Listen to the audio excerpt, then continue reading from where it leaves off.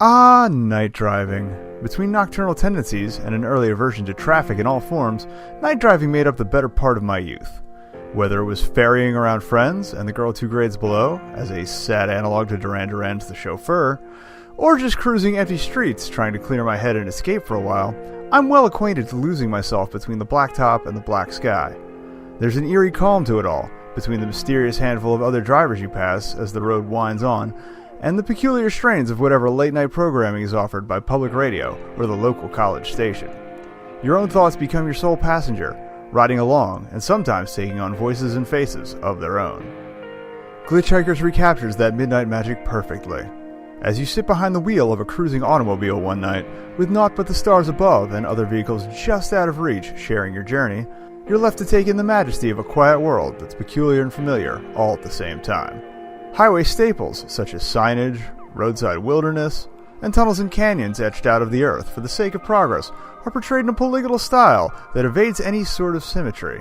Your audio accompaniment is similar dichotomized, with a soothing, mellow voice prodding you to philosophize between ambient tunes that throb and weave their way into your very being. Special care is taken to match the radio to your surroundings to some degree, the world within your car complementing the world without. And then, of course, there are the glitchhikers themselves. As your ride proceeds, you may come across other travelers with less luck than yourself. A stalled car, perhaps. A spaceship forced into a rather swift emergency landing, by the look of things. An adventurous individual dangling above the highway itself. As you drive by, they appear in your passenger seat, eager to banter, reflect on their own lives, or share an anecdote or two during your brief time together. Whether their appearances are supposed to be mere masks or otherworldly is never really quite explained, mostly because it never really matters. What matters are your interactions with these strangers, the self-examinations they draw upon as you select replies to keep the chit-chat going. What's more, it's possible to meet new people every trip.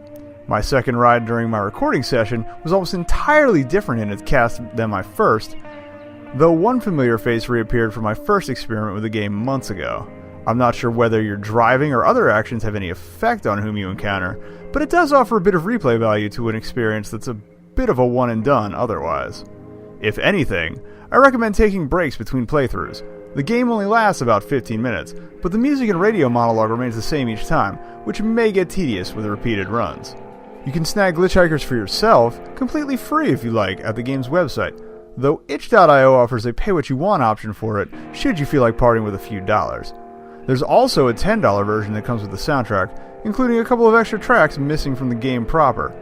Regardless of how much monetary value you assign to it, Glitchhikers is a brief, haunting reminder of how little the origin and the destination matter when compared to the journey between. Hey, nekobun here. Thanks for watching. If you like clicking stuff, try clicking some of the stuff that's on screen right now. It's mostly self-explanatory, though if you click the video, it should take you back one in the playlist. Unless there is no back one in the playlist, in which case, it won't do anything. If you're on mobile, none of it will do anything, because annotations don't work on there, and you're going to have to do things the hard way. Luckily, there's some links in the About section that should save you a little bit of trouble.